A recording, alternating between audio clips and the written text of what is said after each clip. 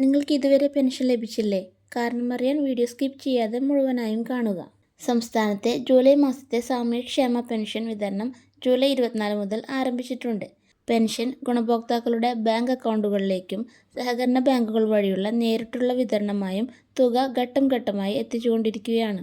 വാർദ്ധക്യ pension, വിധവാ pension, ഭിന്നശേഷി pension, അവിവാഹിതരായ 50 വയസ്സിന് മുകളിലുള്ള സ്ത്രീകൾക്കുള്ള പെൻഷൻ ഉൾപ്പെടെയുള്ള എല്ലാ സാമൂഹ്യക്ഷേമ പെൻഷനുകളുടെയും വിതരണം ഇതോടൊപ്പം പുരോഗമിക്കുകയാണ്.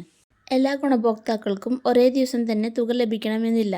ജില്ല, ബാങ്ക്, ട്രഷറി നടപടിക്രമങ്ങൾ എന്നിവയെ ആശ്രയിച്ച് ചിലർക്ക് അല്പം വൈകി ലഭിക്കാനും സാധ്യതയുണ്ട്.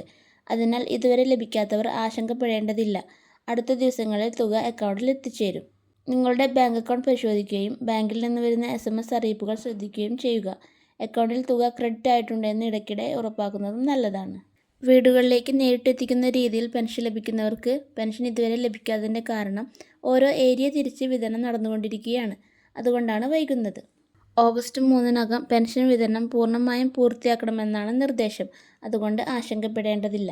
ഈ വാർത്ത യൂസ്ഫുൾ ആയെങ്കിൽ വീഡിയോ ലൈക്ക് ചെയ്യൂ, ഷെയർ ചെയ്യൂ. ഇത്തരത്തിലുള്ള സർക്കാർ അറിയിപ്പുകളും ഏറ്റവും പുതിയ വാർത്തകളും നേരത്തെ അറിയാൻ ചാനൽ സബ്സ്ക്രൈബ് ചെയ്യാൻ മറക്കല്ലേ. Thank you for watching.